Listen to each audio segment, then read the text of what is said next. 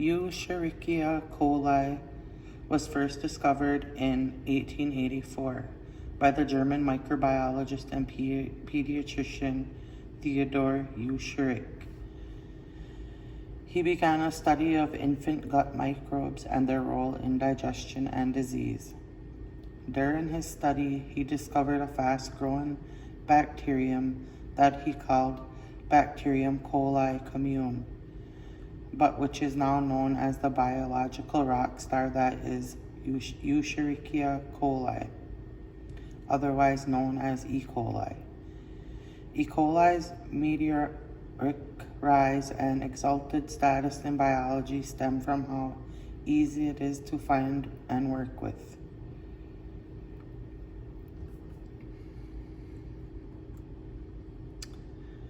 The scientific classification for Escherichia coli is: the domain is bacteria, the phylum is Schotomonadota, the class is Gamma Proteobacteria, the order is Enterobacteriales, the family is Enterobacteria Bacteriaceae, the genus is Escherichia, the species is E. coli.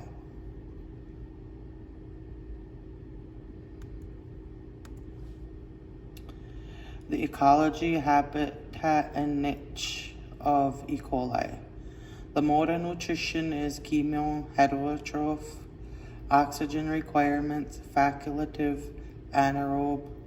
Temperature requirements, mesophil. pH requirements, neutrophilic. Habitat found in the human gut, soil, and contaminated food. And E. coli needs a source of carbon and energy to survive. It feeds and grows well in our gut microbiota and in foods such as vegetables and turnips.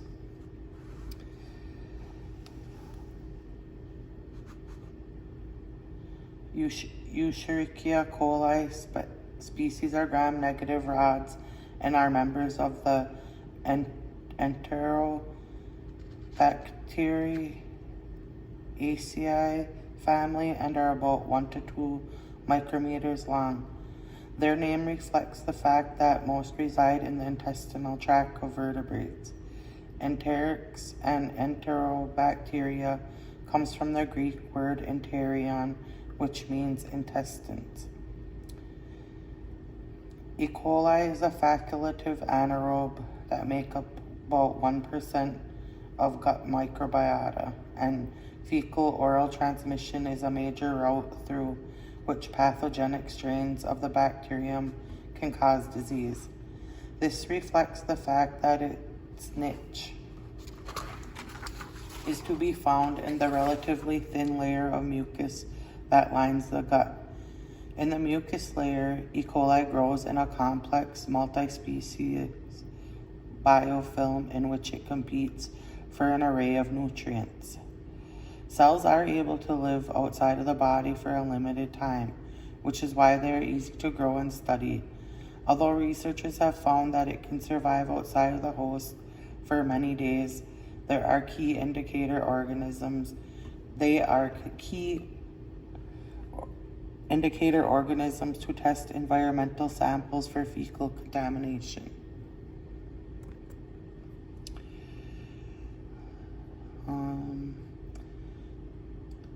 I just told you guys about this. The gram-negative, it's a gram-negative stain. It will stain gram-negative. They are rod-shaped, 1 to 2 micrometers. Mostly reside in vertebrates or mammals. They are motile with pernicious flagella. Enteric bacteria is a special group called coliforms. The economic importance.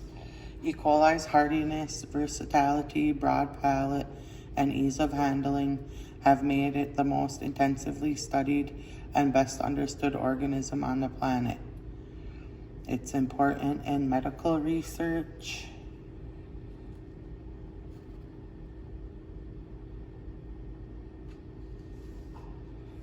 E. coli plays an important role in modern biological engineering and industrial microbiology. The work of Stanley Norman Cohen and Robert Boyer in E. coli using plasmids and restriction enzymes to create recombinant DNA became a foundation of biotechnology. One of the first useful applications of recombinant DNA technology was the manipulation of E. coli to produce human insulin. Modified E. coli cells have been used in vaccine development, bioremediation, production of biofuels, lighting, and production of immobilized enzymes. So this is what we do if we are testing for E. coli, the flow chart for E. coli isolation and identification. The first thing we would do is take a collection, or the doctor would take a collection of your stool sample, and they would streak it on a McConkey agar, and they would find out if there was growth or no growth. If there was no growth, they wouldn't continue. If there was growth, they would continue on to gram staining. And in gram staining, they would find out if it was, or no, before gram staining, they would determine if it was pink colonies or yellowish colonies. If they were yellowish colonies, over here, they wouldn't continue. The pinkish colonies, they would go on to gram staining. And we know that it's a gram negative microbe. So we would go on to the indole test. The indole test is a biochemical test performed on bacterial species to determine the ability of the organism to convert tryptophan into indole. Pure bacteria culture must be grown in sterile tryptophan or peptone broth 24 to 48 hours before performing the test. Following incubation, 5 drops of Kovacs reagent concentrated are added to the cultured broth. So there's the agar and the gram test. So if we have pink colonies, we continue on. And this is what our gram staining would be, a gram negative, where it's pink. And this is the indole test. This biochemical test helps determine the ability of the organism tryptophan into indole. If this test is positive, the next test would be the mobility test. So you could see here that if it's positive, it'll have this pink or red on the top. If it's negative, it'll be yellow. If it's negative, then we would stop.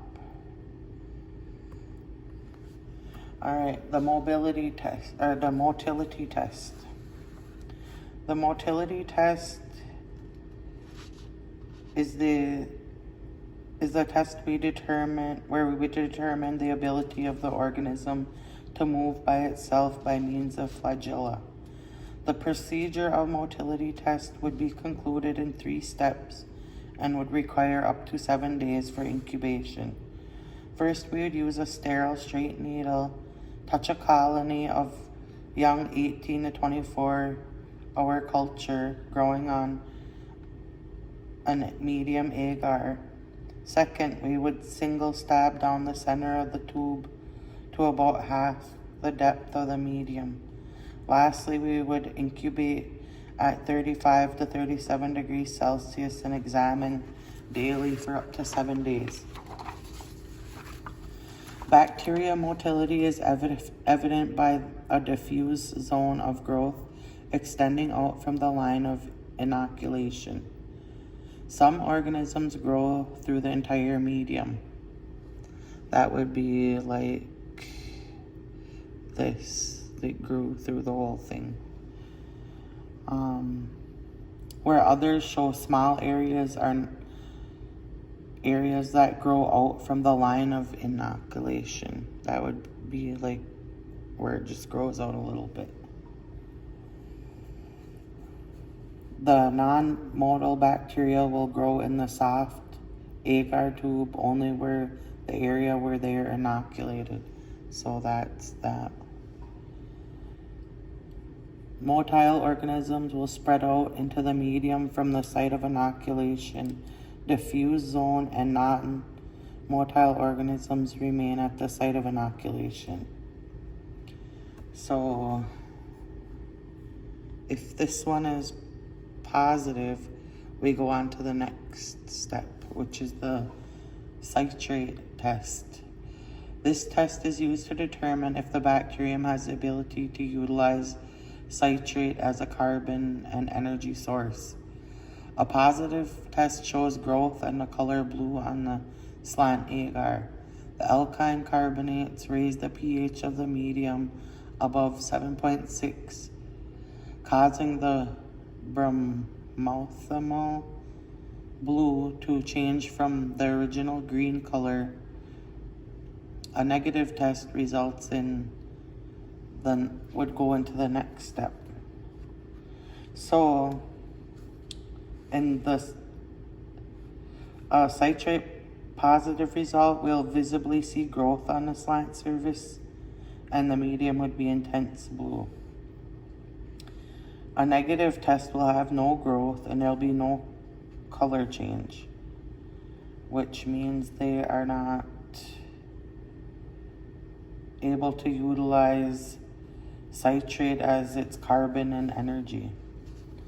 So we will go to the next one, which is the urease test. The purpose of this test is to identify organisms that are capable of hydrolyzing urea to produce ammonia and carbon dioxide.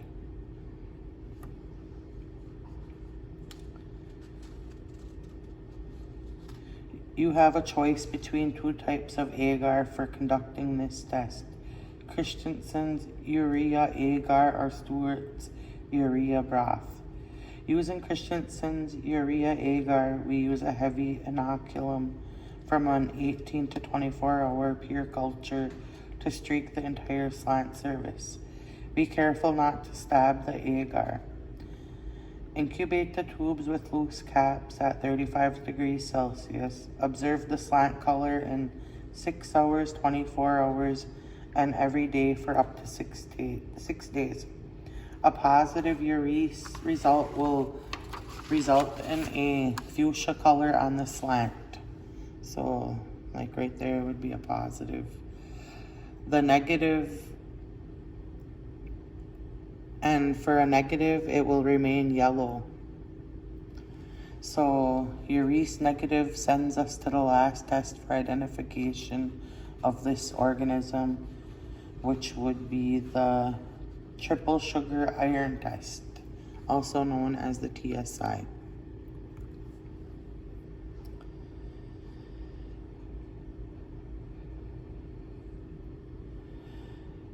This is a microbiological test named for its ability to ferment sugars to produce hydrogen sulfide.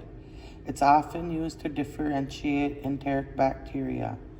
The tube itself is a TSI slant that contains agar, a pH-sensitive dye, lactose, sucrose, glucose, and sodium thiosulfide and ferrous sulfate. All these ingredients mixed together, heated to sterility, and allowed to solidify in the test tube at a slanted angle. The slanted shape of this medium provides an array of surfaces that are either exposed to an aerobic environment or an anaerobic environment. The method of this test would be, after the agar is ready with a straight inoculation needle, touch the top of a well-isolated colony. Inoculate TSI by first stabbing through the center of the medium to the bottom of the tube and then streaking the surface of the agar slant. Leave the cap on loosely and incubate at 35 to 37 degrees in ambient air for 18 to 24 hours. Our expected resulted range from an alkaline to a gas production. An alkaline acid, red slant, yellow slant. So this one here, reaction is an indication of dextrose fermentation only. An acid to acid, yellow slant, yellow butt, so all yellow. Reaction indicates the fermentation of dextrose, lactose, and sucrose. An alkaline red slant, that one, is the absence of carbohydrate fermentation. Blackening of the medium occurs in the presence of hydrogen gas. Gas production results show gas bubbles or cracks in the agar, and they indicate the production of gas. The acid to acid, yellow slant, yellow butt indicates a positive E. coli organism present in the sample. And here are all my references. Oops. We're excited.